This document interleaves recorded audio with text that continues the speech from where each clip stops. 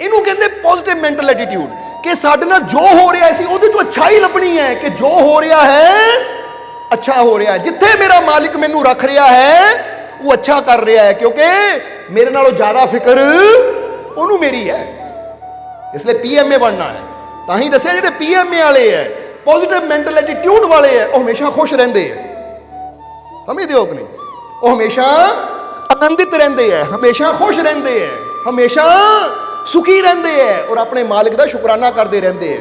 ਤਾਂ ਜਿਹੜੇ NMA ਵਾਲੇ ਆ ਉਹਨਾਂ ਨੂੰ ਜਿੰਨਾ ਮਰਜ਼ੀ ਦੇਈ ਜਾਓ, ਜੋ ਮਰਜ਼ੀ ਕਰੀ ਜਾਓ, ਉਹਨਾਂ ਨੇ ਹਮੇਸ਼ਾ ਨੁਕਸੇ ਹੀ ਕੱਢਣੇ ਹੈ।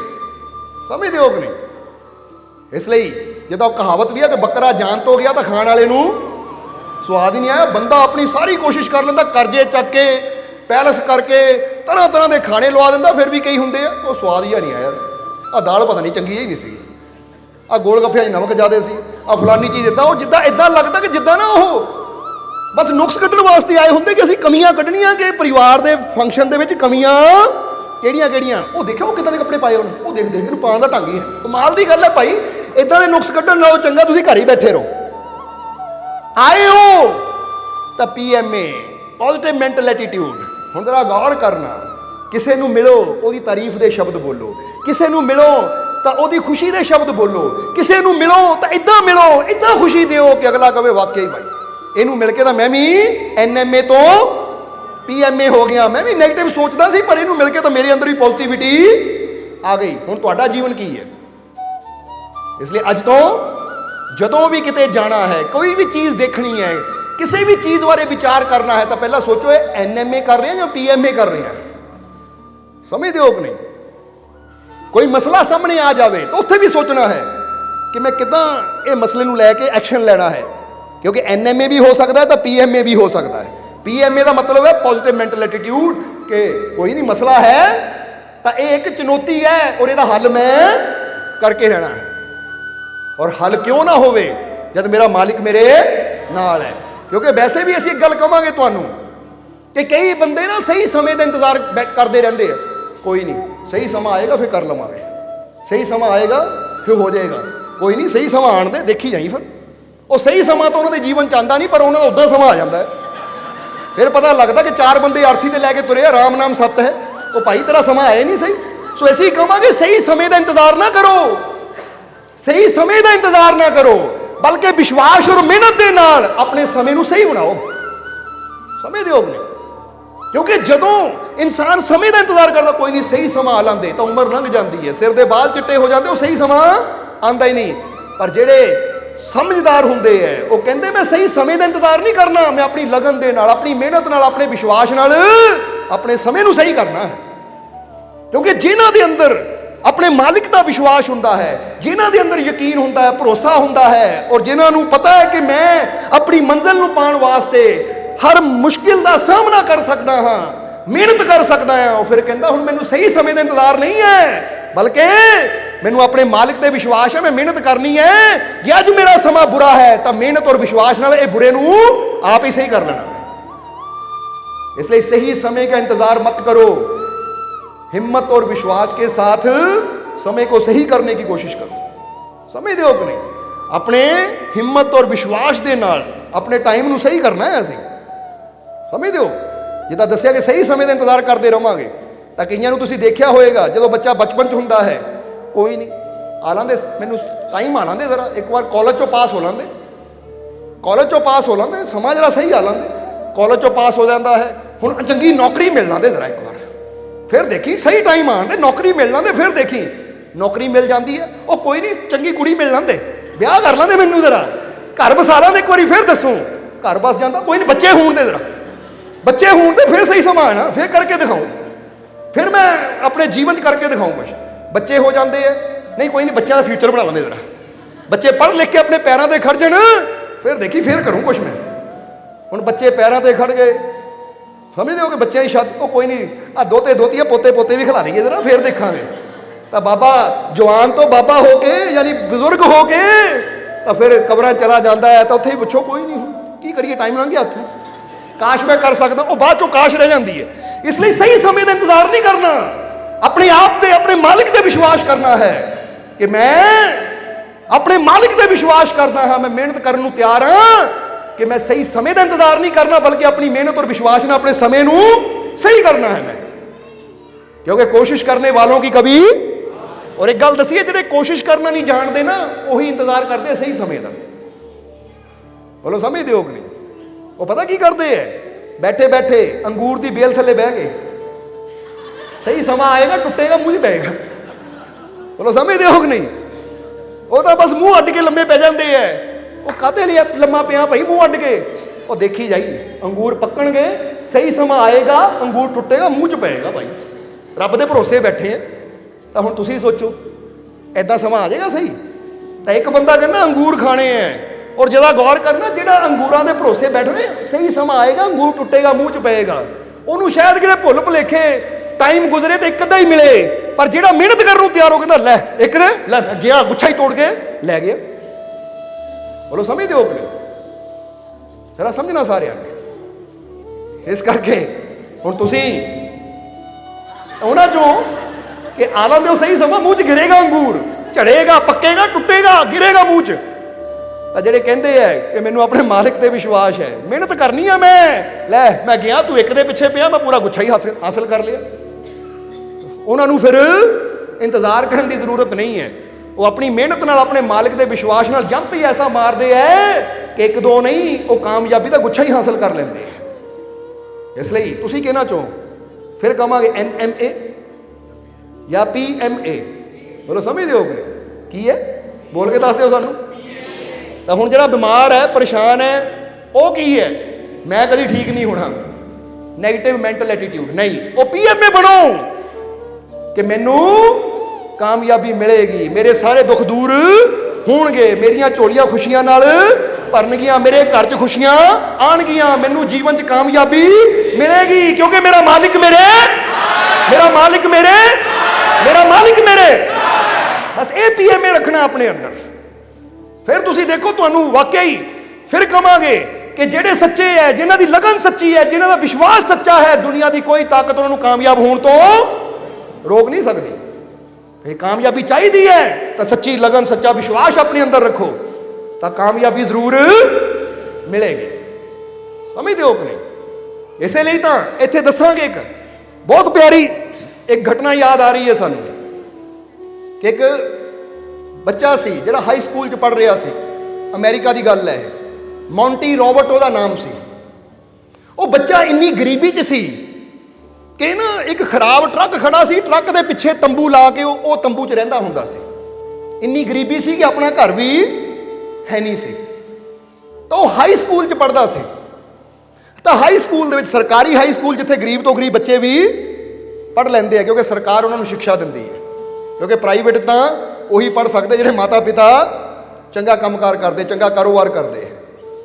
ਹੁਣ ਉਹ ਬੱਚਾ ਹਾਈ ਸਕੂਲ 'ਚ ਪੜ੍ਹਦਾ ਹੈ। ਤਾਂ ਇੱਕ ਦਿਨ ਹਾਈ ਸਕੂਲ ਦੇ ਵਿੱਚ ਉਹਦੀ ਟੀਚਰ ਨੇ ਸਾਰੇ ਬੱਚਿਆਂ ਨੂੰ ਇੱਕ ਨਿਬੰਧ ਲਿਖ ਕੇ ਲਿਆਉਣ ਨੂੰ ਕਿਹਾ ਕਿ ਲਓ ਵੀ ਇੱਕ ਸਬਜੈਕਟ ਤੇ ਲਿਖ ਕੇ ਲਿਆਉਣਾ ਹੈ। ਕਾਹਦੇ ਤੇ? ਕਿ ਤੁਸੀਂ ਬੜੇ ਹੋ ਕੇ ਕੀ ਬਣੋਗੇ, ਯਾਨੀ ਆਪਣੇ ਬਾਰੇ ਲਿਖੋ ਕਿ ਤੁਸੀਂ ਬੜੇ ਹੋ ਕੇ ਕੀ ਬਣੋਗੇ। ਔਰ ਇਹ ਪੇਪਰ ਹੈ ਇੱਕ, ਔਰ ਇਹਦੇ ਨੰਬਰ ਲੱਗਣੇ ਆ ਤੁਹਾਡੇ ਫੇਲ ਜਾਂ ਪਾਸ ਹੋਣ ਵਿੱਚ। ਹੁਣ ਕਿਹਾ ਜਾਂਦਾ ਹੈ ਕਿ ਸਾਰੇ ਬੱਚੇ ਘਰ ਨੂੰ ਗਏ, ਕਿਉਂਕਿ ਟੀਚਰ ਨੇ ਅਗਲੇ ਦਿਨ ਤੁਸੀਂ ਵੱਡੇ ਹੋ ਕੇ ਕੀ ਬਣਨਾ ਹੈ, ਤੁਹਾਡਾ ਸੁਪਨਾ ਕੀ ਹੈ, ਉਹਦੇ ਬਾਰੇ ਲਿਖ ਕੇ ਲਿਆਉਣਾ ਹੈ ਤੁਸੀਂ। ਤਾਂ ਸਾਰੇ ਬੱਚੇ ਲਿਖ ਕੇ ਲੈ ਕੇ ਆਏ। ਤਾਂ ਜਦੋਂ ਟੀਚਰ ਸਾਰਿਆਂ ਦਾ ਪੜ੍ਹ ਰਹੀ ਹੈ, ਬੜੀ ਖੁਸ਼ ਹੋ ਰਹੀ ਹੈ, ਪਰ ਜਿੱਦਾਂ ਹੀ ਉਹਨਾਂ ਮੌਂਟੀ ਦਾ ਪੜ੍ਹਿਆ, ਜਿਹੜਾ ਬੱਚਾ ਮੌਂਟੀ ਸੀ, ਮੌਂਟੀ ਦਾ ਪੜ੍ਹਿਆ, ਉਹ ਦੇਖ ਕੇ ਹੈਰਾਨ ਰਹਿ ਗਏ, ਕਿਉਂਕਿ ਉਹਨੂੰ ਪਤਾ ਸੀ ਇਹਦੇ ਹਾਲਾਤਾਂ ਬਾਰੇ ਕਿ ਇਹ ਰਹਿੰਦਾ ਇੱਕ ਟੈਂਟ ਵਿੱਚ ਹੈ, ਉਹ ਵੀ ਟਰੱਕ ਦੇ ਪਿੱਛੇ ਤੰਬੂ ਜਿਹਾ ਲਾ ਕੇ ਉਹਦੇ ਨਾਲ ਰੱਸੀਆਂ ਬੰਨ੍ਹ ਕੇ ਉਹਦੇ ਥੱਲੇ ਰਹਿੰਦਾ ਹੈ। ਇਹਦੇ ਕੋਲ ਆਪਣਾ ਘਰ ਵੀ ਨਹੀਂ ਹੈ। ਤਾਂ ਮੌਂਟੀ ਨੇ ਕੀ ਲਿਖਿਆ ਸੀ? ਕਹਿੰਦਾ ਜੀ ਮੇਰਾ ਸੁਪਨਾ ਹੈ ਕਿ ਬੜਾ ਹੋ ਕੇ, ਕਿਉਂਕਿ ਉਹ ਮੌਂਟੀ ਨੂੰ ਘੋੜਿਆਂ ਨਾਲ ਬੜਾ ਪਿਆਰ ਸੀ, ਜਿੱਦਾਂ ਬੱਚਿਆਂ ਨੂੰ ਹੁੰਦਾ ਨਾ, ਕਈਆਂ ਨੂੰ ਕੁੱਤਿਆਂ ਨਾਲ ਪਿਆਰ ਹੁੰਦਾ, ਕਈਆਂ ਬੱਚਿਆਂ ਨੂੰ ਬਿੱਲੀਆਂ ਨਾਲ, ਉਹਨੂੰ ਘੋੜਿਆਂ ਨਾਲ ਬੜਾ ਪਿਆਰ ਸੀ। ਜਿੱਥੇ ਵੀ ਉਹ ਘੋੜਾ ਦੇਖਦਾ ਸੀ ਉਹਦੇ ਕੋਲ ਜਾਣਾ, ਉਹਨੂੰ ਹੱਥ ਲਾਣਾ, ਔਰ ਬੜਾ ਉਹਦੇ ਮਨ 'ਚ ਹੁੰਦਾ ਸੀ ਕਿ ਕਦੀ ਬੜਾ ਹੋ ਕੇ ਮੈਂ ਵੀ ਘੋੜਾ ਰੱਖਣਾ ਹੈ। ਹੁਣ ਉਹਨੂੰ ਘੋੜਿਆਂ ਨਾਲ ਬੜਾ ਪਿਆਰ ਸੀ। ਤਾਂ ਉਹਨੇ ਕੀ ਲਿਖਿਆ? ਉਹਨੇ ਲਿਖਿਆ ਉਸ ਪੇਪਰ ਦੇ ਅੰਦਰ ਕਿ ਮੈਂ ਬੜਾ ਹੋ ਕੇ 150 ਏਕੜ ਦਾ ਫਾਰਮ ਹਾਊਸ ਬਣਾਉਣਾ ਹੈ, ਜਿਹਦੇ 'ਚ ਮੈਂ ਉੱਚ ਨਸਲ ਦੇ ਘੋੜੇ ਰੱਖਣੇ ਹੈ, ਜਿਨ੍ਹਾਂ ਨੂੰ ਮੈਂ ਟ੍ਰੇਨਿੰਗ ਦੇਣੀ ਹੈ, ਔਰ ਇਹ ਮੇਰਾ ਸੁਪਨਾ ਹੈ। ਕਿ 150 ਏਕੜ, ਜਰਾ ਗੌਰ ਕਰਨਾ, 150 ਏਕੜ ਦਾ ਫਾਰਮ ਬਣਾ ਕੇ ਉਹਦੇ 'ਚ ਮੈਂ ਉੱਚ ਨਸਲ ਦੇ ਘੋੜੇ ਰੱਖ ਕੇ ਉਹਨਾਂ ਨੂੰ ਟ੍ਰੇਨਿੰਗ ਦਿਆ ਕਰਨੀ ਹੈ, ਔਰ ਫਿਰ ਉਹਨਾਂ ਨੂੰ ਟ੍ਰੇਨਿੰਗ ਦੇ ਕੇ ਮਹਿੰਗੇ ਦਾਮਾਂ 'ਚ ਵੇਚਿਆ ਕਰਨਾ ਹੈ। ਹੁਣ ਟੀਚਰ ਨੇ ਜਦੋਂ ਪੜ੍ਹਿਆ, ਟੀਚਰ ਨੇ ਉਹਦੇ ਨਾਲ ਦੇਖਿਆ, ਕੱਪੜੇ ਉਹਦੇ ਸਧਾਰਨ ਜੇ, ਪੈਰਾਂ 'ਚ ਸਮਝ ਲਓ ਕਿ ਬੂਟ ਵੀ ਪੁਰਾਣੇ ਜੇ, ਕੱਪੜੇ ਵੀ ਉਹਦੇ ਮੈਲੇ ਕੁਚੈਲੇ ਜੇ, ਜਿੱਦਾਂ ਹੁੰਦਾ ਹੀ ਬੱਚੇ ਗਰੀਬ ਹੈ ਵਿਚਾਰਾ, ਟੈਂਟ 'ਚ ਰਹਿਣ ਵਾਲਾ।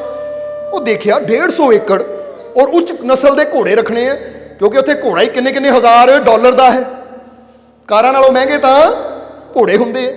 ਹੁਣ ਇੱਥੇ ਇੰਡੀਆ 'ਚ ਵੀ ਤੁਸੀਂ ਘੋੜਾ ਖਰੀਦਣਾ ਹੋਵੇ, ਕਹਿੰਦੇ 10 ਲੱਖ ਦਾ ਘੋੜਾ, 15 ਲੱਖ ਦਾ ਘੋੜਾ, ਤਾਂ ਬੰਦਾ ਕਹਿੰਦਾ ਲੈ ਵੀ ਨੈਨੋ ਗੱਡੀ ਲੱਖ ਸਵਾ ਲੱਖ ਦੀ ਆ ਜਾਂਦੀ ਹੈ, ਜਾਂ ਮਰੂਤੀ ਕਾਰ 3-3.5 ਲੱਖ ਦੀ ਆ ਜਾਂਦੀ ਹੈ। ਤਾਂ ਇਹ ਘੋੜਾ ਹੀ ਇੱਥੇ 10-10 12-12 ਲੱਖ ਦਾ, ਜਾਂ ਇਹ ਤੋਂ ਵੀ ਕੀਮਤ ਦੇ ਘੋੜੇ।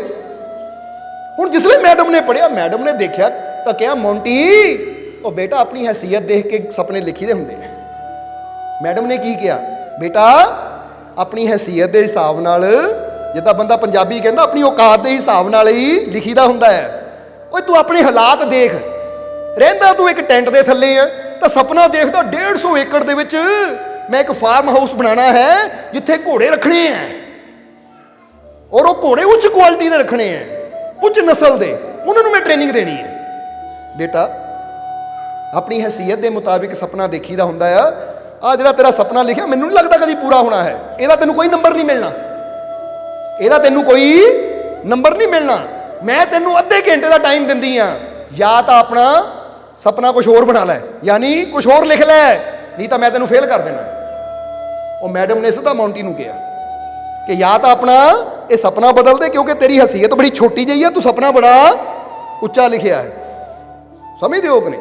ਕਿਉਂਕਿ ਬੜਾ ਸੋਚੋ, ਇੱਕ ਬੰਦਾ ਝੁੱਗੀਆਂ 'ਚ ਰਹਿਣ ਵਾਲਾ ਇਹ ਸੋਚੇ ਮੈਂ 5 ਮਰਲੇ ਦਾ ਪਲਾਟ ਖਰੀਦ ਕੇ ਕੋਠੀ ਪਾਣੀ ਹੈ, ਤਾਂ ਉਹ ਵੀ ਗੱਲ ਬਹੁਤ ਬੜੀ ਲੱਗਦੀ। 5 ਮਰਲੇ ਖਰੀਦ ਲੇਗਾ ਭਾਈ, ਫਿਰ ਕੋਠੀ ਪਾਣੀ ਹੈ, 5 ਮਰਲੇ ਹੀ ਬੜਾ ਲੱਗਦਾ। ਤਾਂ ਉਹ ਕਹਿ ਰਿਹਾ 150 ਏਕੜ, 150 ਏਕੜ ਦਾ ਫਾਰਮ ਬਣਾਣਾ ਮੈਂ, ਜਿੱਥੇ ਉੱਚ ਨਸਲ ਦੇ ਘੋੜੇ ਰੱਖਣੇ ਹੈ। ਬਹੁਤ ਬੜਾ ਸੁਪਨਾ ਹੈ। ਇਹ ਤਾਂ ਉਹੀ ਗੱਲ ਹੈ ਕਿ ਇੱਕ ਭਿਖਾਰੀ ਸੋਚੇ ਮੈਂ ਰਾਜਾ ਬਣਨਾ ਹੈ। ਉਹ ਮੈਡਮ ਕਹਿੰਦੀ ਹੈਸੀਅਤ ਦੇ ਮੁਤਾਬਿਕ ਸੁਪਨੇ ਦੇਖੀ ਦੇ ਪੁੱਤ, ਜਾਂ ਤਾਂ ਇਹਨੂੰ ਬਦਲ ਦੇ, ਕੁਝ ਹੋਰ ਲਿਖ ਕੇ ਲਿਆ, ਨਹੀਂ ਤਾਂ ਮੈਂ ਤੈਨੂੰ ਫੇਲ ਕਰ ਦੇਣਾ। ਤਾਂ ਉਸਲੇ ਮੌਂਟੀ ਨੇ ਬੜੀ ਸ਼ਾਨ ਨਾਲ ਇੱਕ ਗੱਲ ਕਹੀ, ਕਹਿੰਦਾ ਮੈਡਮ ਜਰਾ ਗੌਰ ਕਰਨਾ, ਕਹਿੰਦਾ ਮੈਡਮ ਇਦਾਂ ਕਰੋ, ਪੇਪਰ ਫੜਿਆ ਹੱਥ 'ਚ, ਕਹਿੰਦਾ ਜੀ ਇਦਾਂ ਕਰੋ, ਤੁਸੀਂ ਆਪਣੇ ਅੰਕ ਆਪਣੇ ਪੁਆਇੰਟ ਆਪਣੇ ਕੋਲ ਰੱਖੋ, ਮੈਂ ਆਪਣਾ ਸੁਪਨਾ ਆਪਣੇ ਕੋਲ ਰੱਖਣਾ, ਮੈਂ ਬਦਲਣ ਨੂੰ ਤਿਆਰ ਨਹੀਂ। ਕਹਿੰਦਾ ਤੁਸੀਂ ਪੁਆਇੰਟ ਨਹੀਂ ਦੇਣੇ, ਆਪਣੇ ਕੋਲ ਰੱਖੋ, ਤੁਸੀਂ ਆਪਣੇ ਅੰਕ ਆਪਣੇ ਕੋਲ ਰੱਖੋ, ਕਿਉਂਕਿ ਅੰਕ ਕੀ ਹੈ, 15-20 ਅੰਕ ਦੇ ਦੋਗੇ, ਨੰਬਰ ਦੇ ਦੋਗੇ, ਪਰ ਤੁਹਾਡੇ 15-20 ਅੰਕਾਂ ਦੇ ਪਿੱਛੇ ਮੈਂ ਆਪਣਾ ਸੁਪਨਾ ਨਹੀਂ ਬਦਲਣਾ। ਤੁਸੀਂ ਆਪਣੇ ਅੰਕ ਆਪਣੇ ਕੋਲ ਰੱਖੋ, ਤਾਂ ਮੈਨੂੰ ਆਪਣਾ ਸੁਪਨਾ ਆਪਣੇ ਕੋਲ ਰੱਖਣ ਦਿਓ।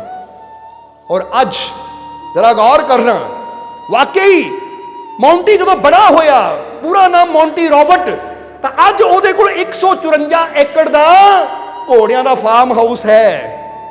ਜਰਾ ਗੌਰ ਕਰਨਾ, ਫਲੈਗ ਇਜ਼ ਅਪ ਫਾਰਮ ਉਹਦੇ ਫਾਰਮ ਦਾ ਨਾਮ ਹੈ। ਜੇ ਅੱਜ ਵੀ ਤੁਸੀਂ ਜਾ ਕੇ ਨਾ ਸਰਚ ਕਰੋਗੇ ਫਲੈਗ ਇਜ਼ ਅਪ ਫਾਰਮ, ਤਾਂ ਉਹਦੀ ਪੂਰੀ ਵੇਰਵੇ ਆ ਜਾਣਗੇ ਮੌਂਟੀ ਰੋਬਰਟ, ਜਿਹੜਾ ਕਿ ਅੱਜ ਘੋੜਿਆਂ ਦਾ, ਔਰ ਵਾਕਈ ਉੱਥੇ ਉੱਚ ਨਸਲ ਦੇ ਘੋੜਿਆਂ ਨੂੰ ਟ੍ਰੇਨਿੰਗ ਦਿੱਤੀ ਜਾਂਦੀ ਹੈ। ਤਾਂ ਕਿੰਨੇ ਘੋੜੇ ਅੱਜ ਉਹਦੇ 154 ਏਕੜ ਦੇ ਫਾਰਮ ਵਿੱਚ ਕੰਮ ਕਰਦੇ ਆ।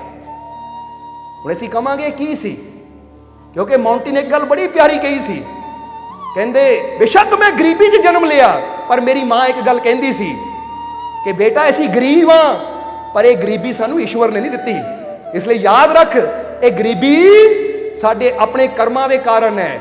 ਅਗਰ ਅਸੀਂ ਕਰਮ ਬਦਲਦੇ ਹਾਂ ਤਾਂ ਅਸੀਂ ਗਰੀਬ ਤੋਂ ਅਮੀਰ ਹੋ ਸਕਦੇ ਹਾਂ। ਇਸ ਲਈ ਆਪਣੇ ਈਸ਼ਵਰ ਤੇ ਵਿਸ਼ਵਾਸ ਰੱਖ, ਤੇਰੇ ਈਸ਼ਵਰ ਕੋ ਸਾਰੀ ਦੌਲਤ ਹੈ। ਅਗਰ ਤੂੰ ਮਿਹਨਤ ਕਰੇਗਾ, ਉਸ ਤੇ ਯਕੀਨ ਰੱਖੇਗਾ, ਤਾਂ ਤੈਨੂੰ ਕਾਮਯਾਬੀ ਜ਼ਰੂਰ ਮਿਲੇਗੀ। ਇਸ ਲਈ ਤੁਹਾਨੂੰ ਵੀ ਅਸੀਂ ਕੋਈ ਗੱਲ ਕਵਾਂਗੇ ਕਿ ਆਪਣੇ ਸੁਪਨੇ ਬੜੇ ਦੇਖੋ, ਤਾਂ ਫਿਰ ਦੁਨੀਆ ਜੇ ਕਹੇ ਨਾ ਉਹ ਤੇਰਾ ਸੁਪਨਾ ਬਹੁਤ ਬੜਾ ਹੈ, ਤੇਰੀ ਔਕਾਤ ਕਿੱਥੇ ਹੈ, ਤੁਹਾਨੂੰ ਕਹੇ ਭਾਈ ਠੀਕ ਹੈ, ਮੇਰੀ ਔਕਾਤ ਨਹੀਂ ਹੈ ਇੱਥੇ ਤੱਕ ਪਹੁੰਚਣ ਦੀ, ਪਰ ਮੇਰਾ ਮਾਲਿਕ ਉਹ ਚਾਹੇ ਤਾਂ ਮੇਰੀ ਬਾਹ ਫੜ ਕੇ ਮੈਨੂੰ ਇੱਥੇ ਪਹੁੰਚਾ ਸਕਦਾ ਹੈ। ਬੋਲੋ ਪਹੁੰਚਾ ਸਕਦਾ ਕਿ ਨਹੀਂ? ਹੁਣ ਇੱਕ ਬੱਚਾ 2.5 ਫੁੱਟ ਦਾ ਬੱਚਾ, ਔਰ ਇੱਕ ਉੱਚੀ ਜਗ੍ਹਾ ਹੈ 6 ਫੁੱਟ ਦੀ, ਨਾਲ ਉਹਦਾ ਪਿਤਾ ਖੜਾ ਹੈ। ਕੋਈ ਬੱਚੇ ਨੂੰ ਕਵੇ ਕਿ ਬੇਟਾ ਇੱਥੋਂ ਜੰਪ ਮਾਰ ਕੇ 6 ਫੁੱਟ ਉੱਚੀ ਜਗ੍ਹਾ ਤੇ ਚੜ ਜਾਏਗਾ, ਨਹੀਂ ਤੂੰ 2.5 ਫੁੱਟ ਦਾ, ਤੇਰੀ ਔਕਾਤ ਨਹੀਂ ਇੱਥੇ ਚੜਨ ਦੀ। ਤਾਂ ਬੱਚਾ ਕਹੇਗਾ ਠੀਕ ਹੈ ਮੇਰੀ ਔਕਾਤ ਨਹੀਂ ਹੈ, ਪਰ ਮੇਰਾ ਪਿਤਾ ਕੋਲ ਖੜਾ ਹੈ ਨਾ, ਇਹ ਚਾਹੇ ਤਾਂ ਮੈਨੂੰ ਚੱਕ ਕੇ ਉੱਥੇ ਖੜਾ ਕਰ ਸਕਦਾ ਹੈ, ਕਿਉਂਕਿ ਮੇਰੇ ਹੱਥ 'ਚ ਨਹੀਂ ਹੈ, ਪਰ ਮੈਨੂੰ ਆਪਣੇ ਪਿਤਾ ਤੇ ਯਕੀਨ ਹੈ ਕਿ ਮੇਰਾ ਪਿਤਾ ਮੈਨੂੰ ਕੱਖ ਤੋਂ ਲੱਖ ਤੱਕ ਲੈ ਕੇ ਜਾ ਸਕਦਾ ਹੈ। ਇਹਨੂੰ ਕਹਿੰਦੇ ਵਿਸ਼ਵਾਸ। ਅੱਜ ਤੁਸੀਂ ਕਿੱਥੇ ਹੋ ਇਹ ਨਾ ਦੇਖੋ ਕਿ ਅੱਜ ਮੈਂ ਕਿੱਥੇ ਖੜਾ ਹਾਂ, ਬੋਲੋ ਸਮਝਦੇ ਹੋ ਕਿ ਨਹੀਂ? ਇਹ ਦੇਖੋ ਅੱਜ ਮੈਂ ਕਿੱਥੇ ਖੜਾ, ਮੈਂ ਇਹ ਨਹੀਂ ਦੇਖਣਾ, ਪਰ ਮੈਂ ਜਾਣਾ ਕਿੱਥੇ ਹੈ, ਮੈਂ ਉਹ ਦੇਖਣਾ ਹੈ ਔਰ ਵਿਸ਼ਵਾਸ ਰੱਖਣਾ ਹੈ ਕਿ ਮੇਰਾ ਮਾਲਿਕ ਮੈਨੂੰ ਉੱਥੇ ਤੱਕ ਜ਼ਰੂਰ ਲੈ ਕੇ ਜਾਏਗਾ। ਮੈਨੂੰ ਯਕੀਨ ਹੈ ਆਪਣੇ ਮਾਲਿਕ ਤੇ, ਕਿਉਂਕਿ ਫਿਰ ਕਹਾਂਗੇ ਕਿ ਬੰਦਾ ਕਹੇ ਠੀਕ ਹੈ ਮੇਰੀ ਔਕਾਤ 'ਚ ਨਹੀਂ ਹੈ, ਪਰ ਮੇਰਾ ਮਾਲਿਕ ਚਾਵੇ ਤਾਂ ਨਾਮੁਮਕਿਨ ਵੀ ਮੁਮਕਿਨ ਹੋ ਸਕਦਾ ਹੈ। इसलिए सूरा नजम ਨੂੰ भी याद रखना कि तुम जिस चीज पर विश्वास करते हो वो पा लेते हो। ਹੁਣ ਜੇ ਮੌਂਟੀ ਉਸਲੇ ਕਹਿ ਦਿੰਦਾ ਆਪਣੀ ਮੈਡਮ ਨੂੰ, ਠੀਕ ਹੈ ਜੀ, ਮੌਂਟੀ ਰੋਬਰਟ ਕਹਿੰਦਾ ਠੀਕ ਹੈ ਜੀ ਮੈਂ ਆਪਣਾ ਸੁਪਨਾ ਬਦਲ ਦਿੰਦਾ ਹੈ, ਤੁਸੀਂ ਅੰਕ ਦੇ ਦਿਓ, ਉਹਨੇ 20 ਅੰਕ ਤਾਂ ਲੈ ਲੈਣੇ ਸੀ, ਪਰ ਸ਼ਾਇਦ ਉਹ ਆਪਣੇ ਸੁਪਨੇ ਨੂੰ ਗਵਾ ਦਿੰਦਾ, ਕਿਉਂਕਿ ਮੈਡਮ ਨੇ ਕਿਹਾ ਤੇਰੀ ਔਕਾਤ ਨਹੀਂ ਹੈ। ਤਾਂ ਜੇ ਉਹ ਵੀ ਸੋਚ ਲੈਂਦਾ ਵਾਕਈ ਮੇਰੀ ਔਕਾਤ ਨਹੀਂ, ਮੈਂ ਤਾਂ ਇੱਕ ਟੈਂਟ 'ਚ ਰਹਿਣ ਵਾਲਾ ਹਾਂ, ਮੇਰੀ ਔਕਾਤ ਕਿੱਥੇ ਹੈ, ਤਾਂ ਫਿਰ ਕੀ ਹੋਣਾ ਸੀ? ਉਹਨੇ 150 ਕਿਹਾ ਸੀ 150 ਏਕੜ, ਪਰ ਅੱਜ 154 ਏਕੜ ਦੇ ਫਾਰਮ ਹਾਊਸ ਦੇ ਵਿੱਚ ਉਹ ਘੋੜਿਆਂ ਨੂੰ ਸਿੱਖਿਆ ਦੇ ਰਿਹਾ ਹੈ, ਟ੍ਰੇਨਿੰਗ ਦੇ ਰਿਹਾ ਹੈ, ਉੱਚ ਕੋਟੀ ਦੇ ਘੋੜਿਆਂ ਨੂੰ। ਯਾਨੀ ਕੁਦਰਤ ਕਹਿੰਦੀ ਤੂੰ ਵਿਸ਼ਵਾਸ ਰੱਖ, ਤੂੰ ਜਿੰਨਾ ਮੰਗੇਗਾ ਉਹ ਤੋਂ ਜ਼ਿਆਦਾ ਹੀ, ਕਿਉਂਕਿ ਉਹਨੇ 150 ਕਿਹਾ ਸੀ ਤੇ 154 4 ਏਕੜ ਜ਼ਿਆਦਾ ਹੀ ਮਿਲਿਆ। ਇਸ ਲਈ ਯਾਦ ਰੱਖਣਾ ਜਿਨ੍ਹਾਂ ਦੇ ਅੰਦਰ ਆਪਣੇ ਮਾਲਿਕ ਦੇ ਪ੍ਰਤੀ ਵਿਸ਼ਵਾਸ ਹੈ, ਪਿਆਰ ਹੈ ਨਾ, ਫਿਰ ਉਹ ਇੱਕ ਗੱਲ ਯਾਦ ਰੱਖਣ ਕਿ ਮੈਨੂੰ ਯਕੀਨ ਹੈ ਕਿ ਜਿੰਨਾ ਮੰਗਣਾ ਮੇਰੇ ਮਾਲਿਕ ਨੇ ਉਹ ਤੋਂ ਜ਼ਿਆਦਾ ਹੀ ਮੈਨੂੰ ਦੇਣਾ, ਬਸ ਮੈਂ ਉਹਦੀ ਰਜ਼ਾ 'ਚ ਰਾਜ਼ੀ ਰਹਿਣਾ, ਸ਼ੁਕਰ ਕਰਨਾ ਹੈ ਉਹਦਾ। ਬੋਲੋ ਸਮਝਦੇ ਹੋ ਕਿ ਨਹੀਂ? ਇਸ ਲਈ ਇਹਨੂੰ ਕਹਿੰਦੇ ਹੈ ਕਿ ਦੁੱਖ ਦਰਦ ਚਿੰਤਾ ਘਨੀ ਰਹਾ ਅੰਧੇਰਾ ਛਾਏ, ਸਾਹਸ ਪ੍ਰੇਮ ਵਿਸ਼ਵਾਸ ਕਾ ਸਤਿਗੁਰ ਦਿਆ ਜਲਾਏ। ਅੱਜ ਅਸੀਂ ਵੀ ਚਾਹੁੰਦੇ ਕਿ ਦੀਵਾਲੀ ਦਾ ਦਿਨ ਹੈ ਤਾਂ ਤੁਹਾਡੇ ਅੰਦਰ ਵੀ ਸਾਹਸ ਪ੍ਰੇਮ ਔਰ ਵਿਸ਼ਵਾਸ ਦਾ ਇਦਾਂ ਦਾ ਦੀਵਾ ਜਗ ਜਾਵੇ ਕਿ ਤੁਹਾਡੇ ਜੀਵਨ ਚੋਂ ਵੀ ਇਹ ਦੁੱਖ ਦਰਦ ਚਿੰਤਾ ਇਹ ਸਾਰਾ ਅੰਧੇਰਾ ਦੂਰ ਹੋ ਜਾਵੇ। ਸਮਝਦੇ ਹੋ ਕਿ ਨਹੀਂ? ਹੁਣ ਹੈ ਚਿੰਤਾ, ਹੈ ਕੋਈ ਦੁੱਖ, ਹੈ ਕੋਈ ਦਰਦ, ਹੈ ਕੋਈ ਫਿਕਰ, ਜੇ ਹੈ ਤਾਂ ਸਮਝ ਲਓ ਅੰਧੇਰਾ ਹੈ, ਤਾਂ ਅਸੀਂ ਕਹਾਂਗੇ ਸਾਹਸ ਪੈਦਾ ਕਰੋ, ਵਿਸ਼ਵਾਸ ਪੈਦਾ ਕਰੋ ਕਿ ਮੇਰਾ ਮਾਲਿਕ ਮੇਰੇ ਨਾਲ ਹੈ, ਮੈਨੂੰ ਕਾਮਯਾਬੀ, ਮੇਰੇ ਦੁੱਖ दूर होंगे, मैनू खुशियां मिलनगियां, क्योंकि मेरा मालिक मेरे, ये है दीवा, ये है विश्वास का दीवा, वो साहस का दीवा। साहस का मतलब मैं किसी चिंता दी, किसी मुश्किल की परवाह नहीं करनी, डरना नहीं है, समझते हो कि नहीं? बल्कि मैं हिम्मत हौसला साहस रखना है कि परेशानियां की है, चिंतावां की है, मेरा मालिक मेरे नाल है, हर मुश्किल का हल करने वाला मेरे नाल है। ਜੇ ਮੇਰੀ ਸ਼ਾਨ ਉੱਥੇ ਤੱਕ ਹੈ ਨਹੀਂ ਤਾਂ ਮੇਰਾ ਮਾਲਿਕ ਤਾਂ ਉਹਦੀ ਪਹੁੰਚ ਤਾਂ ਬਹੁਤ ਉੱਚੀ ਹੈ, ਜਿੱਥੇ ਮਰਜੀ ਮੇਰੀ ਬਾਹ ਫੜ ਕੇ ਲੈ ਜਾਵੇ। ਸਮਝਦੇ ਹੋ ਕਿ ਨਹੀਂ? ਤਾਂ ਹੀ ਤਾਂ ਕਹਿੰਦੇ ਨੇ ਹਿੰਮਤ ਮਰਦਾ ਮਦਦੇ, ਬੰਦਾ ਹਿੰਮਤ ਕਰਦਾ ਤਾਂ ਰੱਬ ਵੀ ਫੇਰ ਹੀ ਮਦਦ ਕਰਦਾ ਹੈ। ਇਸ ਲਈ ਫਿਰ ਕਹਾਂਗੇ ਸਮੇਂ ਸਹੀ ਸਮੇਂ ਦਾ ਇੰਤਜ਼ਾਰ ਕਰਨ ਦੀ ਬਜਾਏ ਆਪਣੀ ਲਗਨ ਮਿਹਨਤ ਦੇ ਨਾਲ ਵਿਸ਼ਵਾਸ ਨਾਲ ਸਮੇਂ ਨੂੰ ਸਹੀ ਬਣਾਓ ਕਿ ਲੈ ਮੈਂ ਮਿਹਨਤ ਕਰਕੇ ਸਮਾਂ ਹੀ ਸਹੀ ਕਰ ਦੇਣਾ ਹੈ, ਮਾੜੇ ਤੋਂ ਮਾੜਾ ਸਮਾਂ ਵੀ मेरी मेहनत और अपने मालिक के विश्वास नाल ये भी ठीक हो जाएगा। समझते हो कि नहीं? और जिंदगी है ही इस वास्ते, ये दसीए तुहानू, तां ही तां इत्थे सानू संत सूरदास जी का एक बड़ा प्यारा शब्द याद आ गया सानू कि संत सूरदास जी श्री कृष्ण नू बड़ा प्यार करते सी। समझते हो कि नहीं? वो भी श्री कृष्ण नू बड़ा प्यार करते सी, तो अपने शब्द विच लिखते हैं, की लिखते हैं कि राधा को काना मिले, राधा को काना मिले पूर्ण जन्म श्रृंगार, राधा को काना मिले पूर्ण जन्म श्रृंगार, प्रीतम बिन सब बोझ है जीवन है बेकार। जरा समझना, इत्थे संत सूरदास जी बड़ा इशारा करते हैं कि ऐ प्यारिया कि तेरा जीवन पूर्ण कदों होना है, तेरे जीवन च खुशियां कदों आनियां है, ये तेरा हर कर्म तू हो चाहे जो मर्जी कर ले, क्योंकि श्रृंगार का मतलब की है कि तू चाहे अच्छा कपड़ा पा ले, चाहे अपने घर नूं सजा लै, जिद्दां हुंदा ना बंदा कहता दिवाली घर सजा लीए, नवां पेंट कराइए, नवे पर्दे लवा लीए, नवीआं चीज़ां खरीद लीए, या नवे वस्त्र पा लीए, नवे गहने पा लीए। वो कहंदे ये सारा श्रृंगार ना जिन्ना मर्जी करी जा, घर नूं सोहना सजा लै, अपनियां मोटर कारां नूं सजा लै, अपने तन नूं सजा लै, तो वो इशारा कर रहे कि राधा को कृष्णा मिले तब पूर्ण जन्म श्रृंगार, कि जदों राधा श्रृंगार करती नहीं सी ना, तो जदों उहदी मुलाकात कृष्ण दे नाल हुंदी सी तो बड़ी खुश हुंदी सी कि अज मेरा कीता श्रृंगार ਸਫਲ ਹੋ ਗਿਆ, ਕਿਉਂਕਿ ਜਿਹਦੀ ਖਾਤਰ ਕੀਤਾ ਸੀ ਉਹਨੇ ਮੈਨੂੰ ਦੇਖ ਲਿਆ, ਉਹਦੇ ਨਾਲ ਮੇਲ ਹੋ ਗਿਆ ਮੇਰਾ। ਤਾਂ ਜਿਸ ਦਿਨ ਉਹਦਾ ਕ੍ਰਿਸ਼ਨ ਨਾਲ ਮੇਲ ਨਹੀਂ ਹੁੰਦਾ ਸੀ ਤਾਂ ਰਾਧਾ ਨੂੰ ਉਹ ਸ਼ਿੰਗਾਰ ਵੀ ਬੋਝ ਲੱਗਦਾ ਸੀ।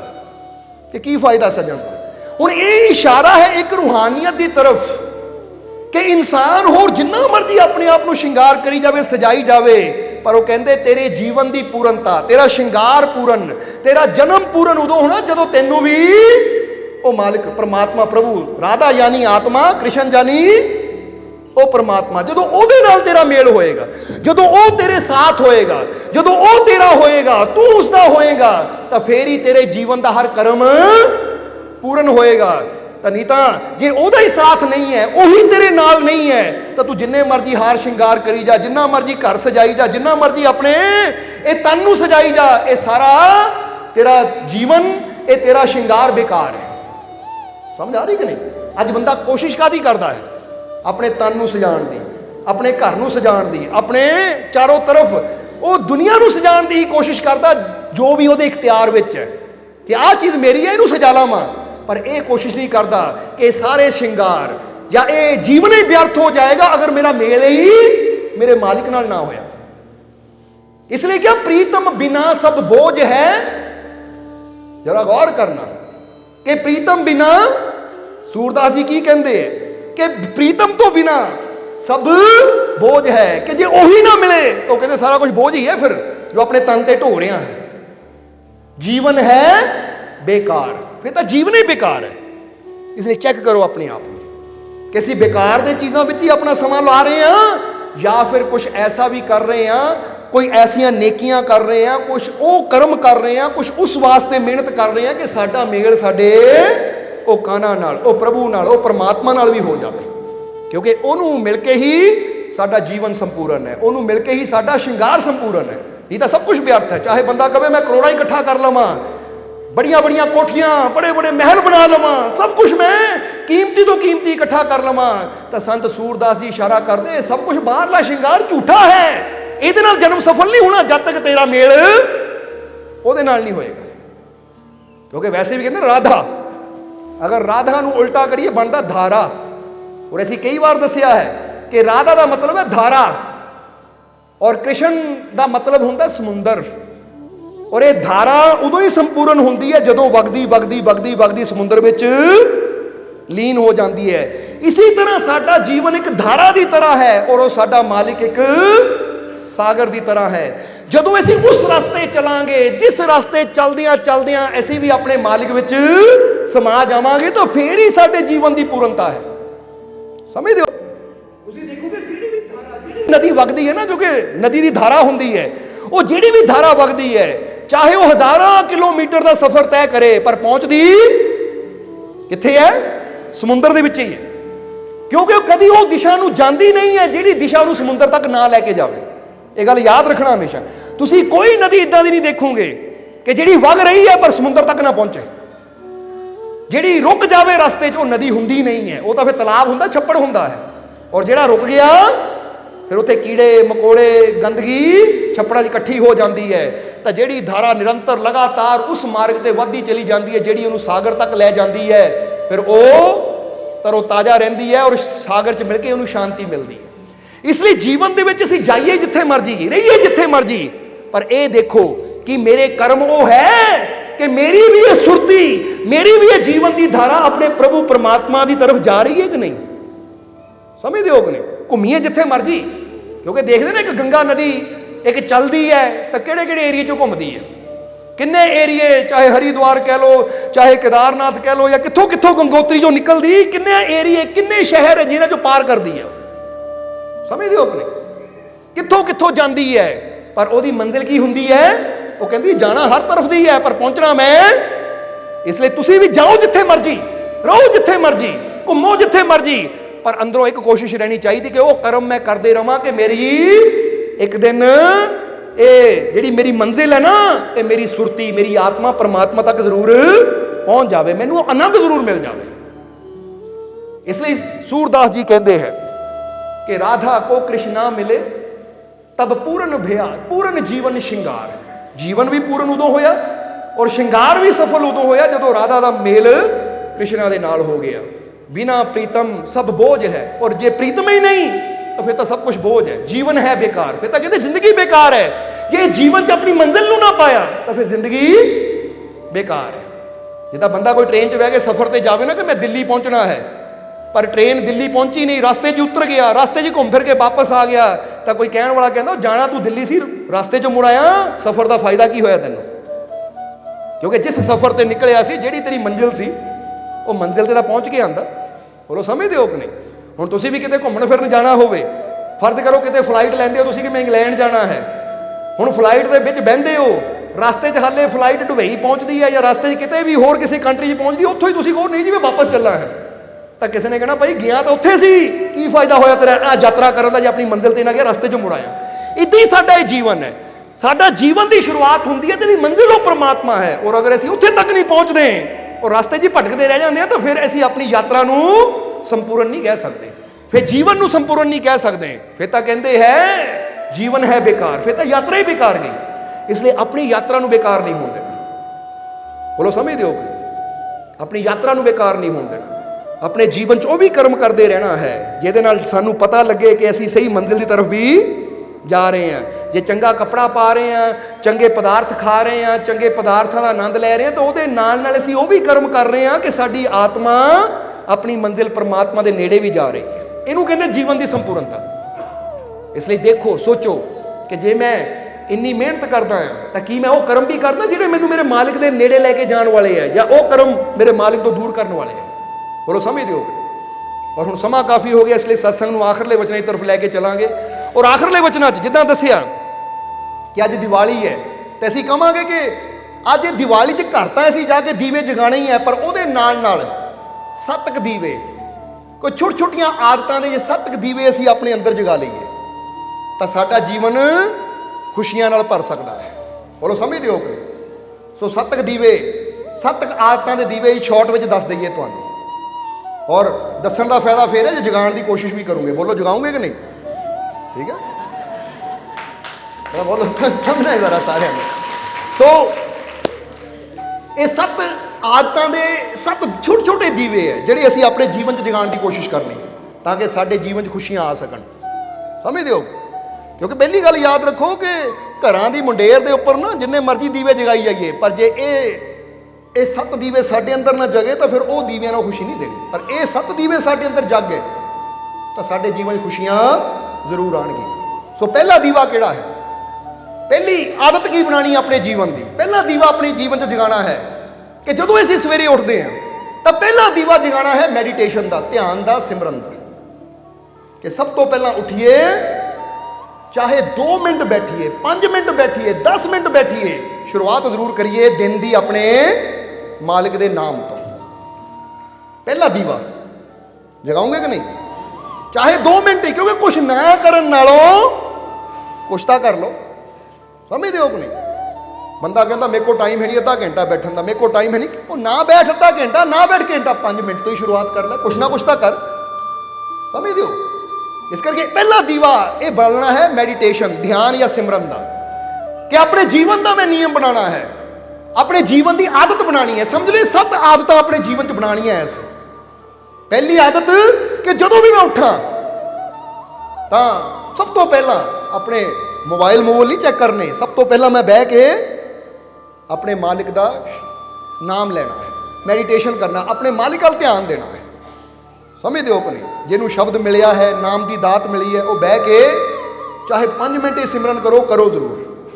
क्योंकि सुबह सवेरे जदों असीं उठते हैं, जे सुबह सवेरे उठ के अपने मालिक का सिमरन करते हैं तो साडा कनैक्शन वो मालिक नाल जुड़ जाता है, और जदों कनैक्शन उहदे नाल जुड़ जाता है तो फिर ये याद रखो बंदे दे अंदर एक विश्वास भी इसलिए रखना कि हुण मालिक नाल कनैक्शन जोड़ लिया है, हुण मैं जिथे भी जाना मेरा मालिक मेरे नाल है, मैनूं कामयाबी जरूर मिलेगी। तो फिर तुसीं देखोगे कामयाबी मिलती चली जाएगी।